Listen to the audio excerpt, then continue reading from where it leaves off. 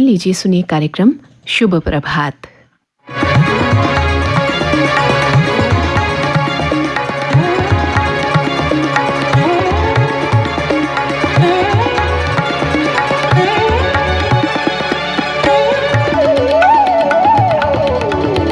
शुभ प्रभात सुनने वाले सभी श्रोताओं को राजेश गुप्ता का शुभ प्रभात, गुड मॉर्निंग, नमस्कार।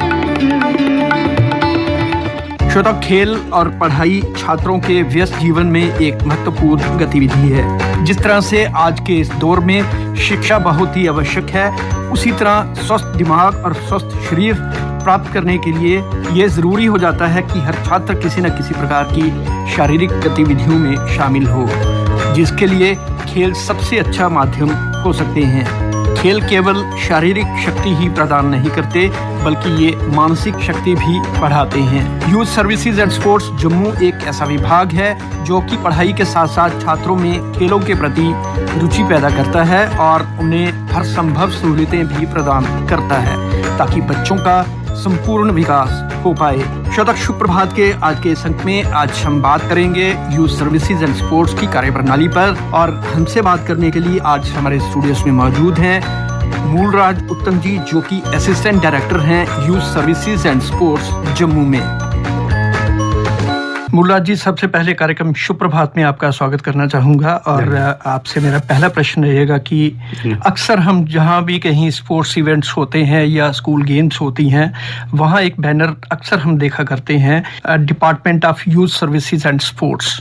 जी, यूथ सर्विसेज एंड स्पोर्ट्स का रोल क्या है, आपसे जानना चाहूँगा। हमारा youth service and sports department का मेन रोल यही है कि जितने भी स्टूडेंट्स जो हैं फर्स्ट से लेकर 12th तक बच्चे पढ़ते हैं, उन बच्चों को खेल के प्रति उनको रुझान पैदा करना है, उनको खेल के लिए जो है एक प्लेटफॉर्म देना है और उनको खेलों में आगे बढ़ाना है। जी, ये प्रोसेस जो है स्पोर्ट्स का या गेम्स का है, ये कौन से स्टैंडर्ड से स्टार्ट होता है? अगर स्कूलों से बात करूं मैं, ऐसे तो हमारे खेलें जो है स्कूलों में सभी क्लासेस के बच्चों को कराई जाती हैं, लेकिन हमारे जो ये टूर्नामेंट्स वगैरह होते हैं, कंपटीशंस होते हैं, वो एक कैटेगरी में बांटे होते हैं। जैसे एक अंडर 14 कैटेगरी है, उसमें जो है 8th तक के जो बच्चे हैं वो उसमें उस कैटेगरी में आते हैं। उसके बाद सेकंड जो हमारा कैटेगरी आती है वो अंडर 17 कैटेगरी है, उसमें 9th 10th के बच्चे जो हैं वो उसमें वो पार्टिसिपेट करते हैं। उसके बाद फिर जो 11th 12th के बच्चे हैं वो अंडर 19 कैटेगरी आती है, वो उसमें पार्टिसिपेट करते हैं। तो ये बच्चे हमारे जो हैं इनको पहले जो है स्कूल से ही तैयार किया जाता है। जी, स्कूल में जो है इंट्रामोरल्स उनको कहा जाता है। जितने भी बच्चे होते हैं उनको हर खेल में मतलब मौका दिया जाता है, फिर देखा जाता है कौन बच्चा किस खेल में अच्छा है। जी, आइडेंटिफिकेशन। हाँ, आइडेंटिफिकेशन, और उसको उस गेम में सेलेक्ट किया जाता है। फिर हमारे जो है टूर्नामेंट्स होते हैं जोनल लेवल पर, जैसे ये एजुकेशन जोन्स हैं, उसमें बहुत सारे, एक जोन में बहुत सारे स्कूल पढ़ते हैं, तो वहाँ पर जोनल लेवल पर जब ये टूर्नामेंट होते हैं अलग अलग गेमों में, तो वो जो बच्चे स्कूल में सेलेक्ट किए होते हैं उनकी टीमें वहाँ से स्कूलों से लाकर जोनल लेवल पर खेलती हैं। जी, तो वहाँ फिर जोनल लेवल पर जब टूर्नामेंट होते हैं तो वहाँ पर हर स्कूल के बच्चे आए होते हैं। फिर वहाँ से सिलेक्शन की जाती है, जो टैलेंटेड बच्चे होते हैं फिर वहाँ से एक सिलेक्शन करके एक जोनल की टीम बनती है। जी, फिर वो जोन की टीम जो है वो डिस्ट्रिक्ट लेवल पर फिर इंटर जोनल टूर्नामेंट होते हैं। यानी मानिए एक डिस्ट्रिक्ट में 10 जोन हैं, तो 10 जोन की 10 टीमें जो हैं वो पार्टिसिपेट करेंगी। हाँ, हर एक गेम में पार्टिसिपेट करती हैं। तो इस तरह से वो डिस्ट्रिक्ट लेवल पर टूर्नामेंट होते हैं, उनको बोलते हैं inter zonal district level tournament. फिर वहाँ पर दोबारा सिलेक्शन हो जाती है, क्योंकि वहाँ पर तो पूरे डिस्ट्रिक्ट के बच्चे आते हैं। फिर वहाँ से टैलेंट को देखकर जो अच्छा टैलेंट है उनकी एक डिस्ट्रिक्ट की टीम बनाई जाती है। जी, फिर इस तरह से डिस्ट्रिक्ट के बाद फिर इंटर डिस्ट्रिक्ट हमारे यूटी लेवल के या डिविजनल लेवल के टूर्नामेंट होते हैं, तो फिर उनको वहाँ पर प्लेटफॉर्म मिलता है, तो वहाँ पर भी सिलेक्शन होती है। तो इस तरह से कहने का मतलब नीचे से चलते चलते चलते स्टेट लेवल से फिर बच्चे जो है वो हमारे नेशनल लेवल तक जाते हैं, पार्टिसिपेट करते हैं। स्पोर्ट्स की अगर बात करें तो कौन कौन से ऐसे इवेंट्स होते हैं या कौन कौन से ऐसे गेम्स होती हैं जो इसमें पर्टिकुलरली ऐड की जाती हैं? इसमें हमारे ये school games federation of India होती है, जिसको SGFI बोलते हैं। ये तकरीबन कोई 63 गेम्स जो हैं वो अप्रूव की हुई हैं जी, जिनमें स्कूल के बच्चे जो हैं वो पार्टिसिपेट करते हैं। क्या इसमें इंडोर भी रहती हैं? हाँ बिल्कुल, इंडोर भी रहती हैं। अब जहाँ पर जिन बच्चों को जैसा इंफ्रास्ट्रक्चर मिलता है तो उस हिसाब से वो तैयार होते हैं जी। और उनको उन गेमों में मतलब पार्टिसिपेट कर सकते हैं और वो उनको मिल जाता है, प्लेटफॉर्म मिलता है जी। 63 गेम है जो वो मेरे नॉलेज में है, क्योंकि ये आगे मतलब बढ़ा भी रहे हैं और बढ़ती जाती हैं जी। तो पिछले साल तक मेरी नॉलेज में ये 63 गेमें जो हैं वो रखी हुई है। इसके अलावा अब गवर्नमेंट जो है वो बहुत इसका इनिशिएटिव ले रही है। जो स्कूल से बच्चे ड्रॉप आउट हो जाते हैं जी। तो उनको भी इसमें खेल में आगे लगाने शामिल करते हैं। हाँ, उसमें ये एक कार्यक्रम मतलब इन्होंने चलाया है कि आप पंचायत लेवल पर बच्चों के कंपटीशंस कराए जाएं, फिर ब्लॉक लेवल पर उसमें जो बच्चे स्कूल से छूट गए होते हैं, जिनको मौका नहीं मिलता है, प्लेटफार्म नहीं मिलता है, उनको इस दायरे में लाने के लिए गवर्नमेंट ने बहुत सारी ये प्राइवेट तौर पर भी टूर्नामेंट करवा रहे हैं। कल ही हमारा एक LG रोलिंग ट्रॉफी जो है वो उसका क्रिकेट का फाइनल हुआ है जी। तो उसमें भी जो है वो पंचायत लेवल से बच्चे जो हैं वो चुनकर आए थे जी। पहले पंचायत लेवल से ब्लॉक लेवल पर बच्चों को सिलेक्ट करके वहाँ पर टीम बनाई, फिर वहाँ से वो डिस्ट्रिक्ट लेवल पर खेले, डिस्ट्रिक्ट लेवल से डिवीज़न लेवल पर उनके कंपटीशन कराए और इस तरह से कश्मीर डिवीज़न और जम्मू डिवीज़न में अपने अपने वो मैचेस हुए। फिर जो वहाँ से टीमें टॉप पर आई थी उनके मैचेस जो है यहाँ पर हुए सेमीफाइनल और फाइनल। कल फाइनल मैच हुआ था LG ट्रॉफी का, जिसमें ऑनरेबल गवर्नर साहब भी उन्होंने शमूलियत की थी और उन्हें बच्चों को इनामात वगैरह भी दिए।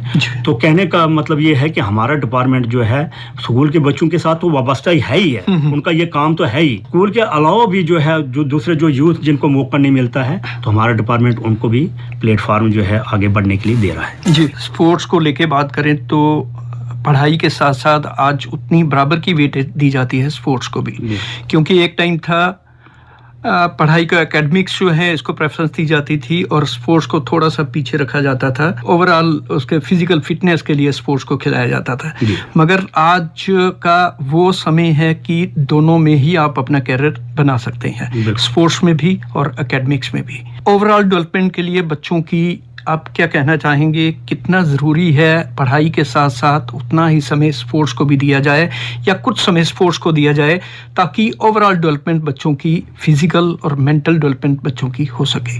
देखो, एक हम पढ़ते हैं कि all work and no play makes Jack dull. पढ़ाई के साथ साथ खेलों की भी बहुत अहमियत है। एक बच्चा अगर सिर्फ पढ़ता रहेगा कि जैसे स्कूल में बच्चे 10 बजे से 4 बजे तक कंटिन्यू पढ़ते रहेंगे तो उससे क्या है कि बच्चे को उतना दिमाग में बैठेगा नहीं, उनको बोरिंग महसूस हो जाती है।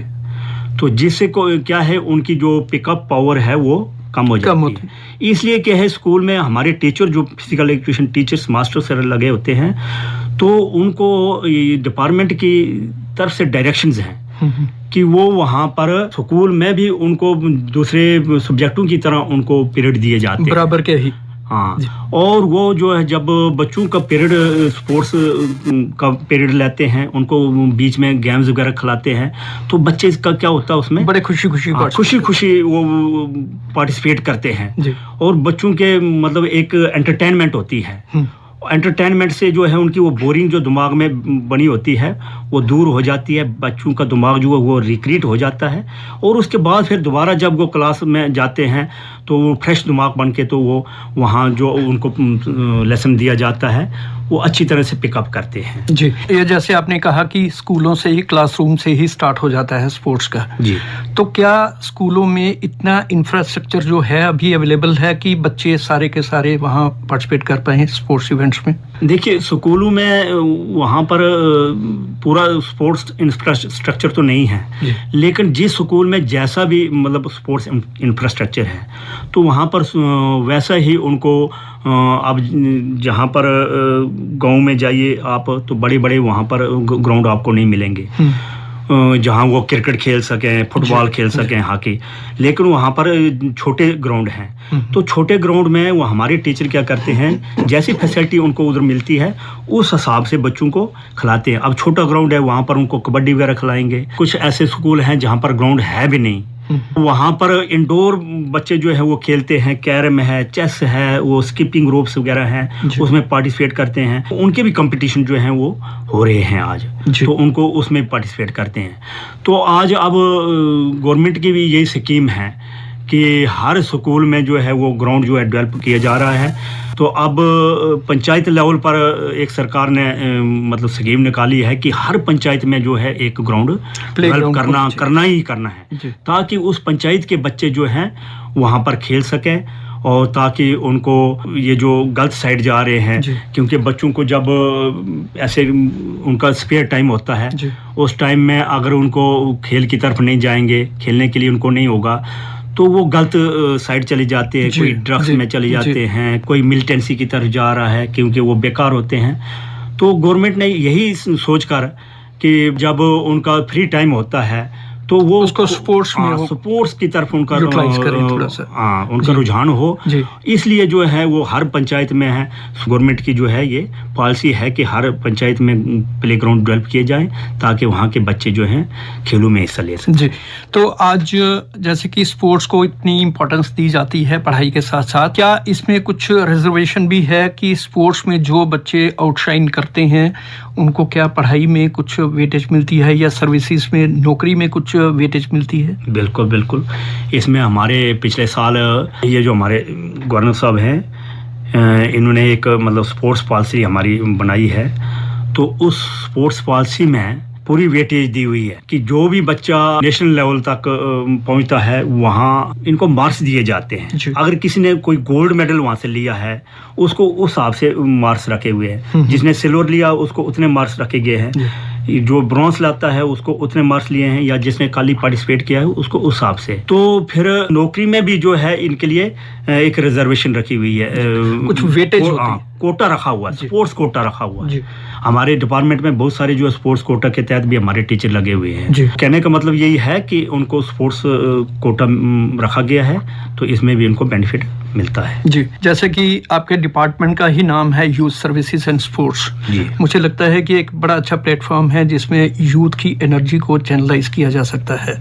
इसमें और कौन कौन सी ऐसी एक्टिविटीज रहती हैं कि यूथ की जो एनर्जी है उसको चैनलाइज किया जाए? इसमें हमारे डिपार्टमेंट में बच्चों के ये सेमिनार्स कराए जाते हैं, डिबेट्स कॉम्पिटिशन्स वगैरह वो भी इसमें होती हैं। बाकी और को-करिकुलर एक्टिविटीज़, सिंगिंग है, डांसिंग वगैरह हैं, ऐसे जैसे ये भी हमारे डिपार्टमेंट मतलब के थ्रू बच्चे करते हैं। जी, जैसा कि आजकल बड़ा एक ट्रेंड है ड्रग अब्यूज का जो यूथ में प्रेवलेंट है, तो इसके लिए क्या डिपार्टमेंट कुछ बच्चों को अवेयर करता है या बच्चों को थोड़ा सा अलर्ट करता है कि ऐसी एक्टिविटीज़ में पार्टिसिपेट ना करें? बिल्कुल, हमारे पीछे ये आज़ादी का अमृत महोत्सव का एक ये चला था स्कीम, जिसमें एक हमारे डिपार्टमेंट का कैलेंडर बना था कि हर ब्लॉक में ऐसे जैसे इवेंट्स रखे गए थे। कहीं पर ये रैलियां वगैरह निकालते थे, पद यात्रा निकालते थे, उसमें ये लोगों को अवेयर करने के लिए कि आप ड्रग्स से दूर रहो, प्लास्टिक्स वगैरह हैं जी, प्लास्टिक पॉल्यूशन, प्लास्टिक पॉल्यूशन वगैरह, इसके बारे में भी लोगों को अवेयर करने के लिए जगह जगह हमारे बच्चे जो हैं वो रैलियां निकालते थे लोगों को अवेयर करने के लिए। जी, जैसे कि आपके डिपार्टमेंट के हाथ में यूथ पावर है जी, तो इसको किस प्रकार से देश की तरक्की के लिए, देश की इंटीग्रेशन के लिए आप इस्तेमाल कर सकते हैं? देखिए, अगर वो कहते हैं ना कि अगर हमारा यूथ जो है फिजिकली फिट है, चुस्त दुरुस्त है, तो वो देश जो है वो भी चुस्त दुरुस्त होता है और वो देश तरक्की करता है। तो हमारा डिपार्टमेंट जो है अनथक कोशिश कर रहा है कि हर एक मतलब यूथ को जो है स्पोर्ट्स के साथ जोड़ा जाए, उनको इंफ्रास्ट्रक्चर जो है वो देने की कोशिश कर रहे हैं। हमारी जगह जगह पर प्लेग्राउंड्स बन रहे हैं, स्टेडियम बन रहे हैं। तो एक स्पोर्ट्स काउंसिल जो है हमारा ही एक दूसरा विंग है, तो स्पोर्ट्स काउंसिल भी जो है वो जगह जगह बहुत बड़े बड़े स्टेडियम बना रहे हैं। हर डिस्ट्रिक्ट में अब स्टेडियम बने हुए हैं, इंडोर स्टेडियम बना रहे हैं, और वहाँ पर कोचेस जो हैं स्पोर्ट्स काउंसिल के थ्रू जो हैं कोचेस वगैरह जो वहाँ होते हैं प्रोवाइड किए जाते हैं, जो उन स्टेडियम में या इंडोर स्टेडियम में जो या आउटडोर स्टेडियम में हैं, वहाँ पर जो हैं बच्चे अपने आप को रजिस्टर करके तो वहाँ वो कोचिंग ले सकते हैं और अपना करियर आगे बना सकते हैं। जी, आपका शुक्रिया अदा करना चाहूँगा कि आपने बहुत अच्छी इंपॉर्टेंट बातें हमारे साथ शेयर की हैं कि बच्चे किस प्रकार से अपने आप को स्पोर्ट्स के साथ जोड़ सकते हैं और देश की तरक्की में अपने आप को भागीदार बना सकते हैं। आपकी बहुत बहुत धन्यवाद। कार्यक्रम शुभ प्रभात में अभी समय हो चला है। कार्यक्रम शुभ प्रभात के आज के अंक में बस इतना ही। दीजिए राजेश को अनुमति। नमस्कार। Have a nice day.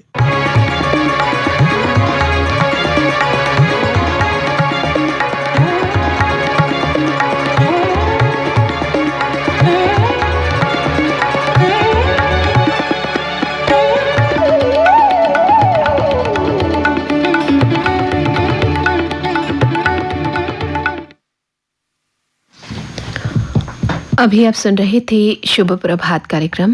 प्रस्तुति राजेश गुप्ता की थी।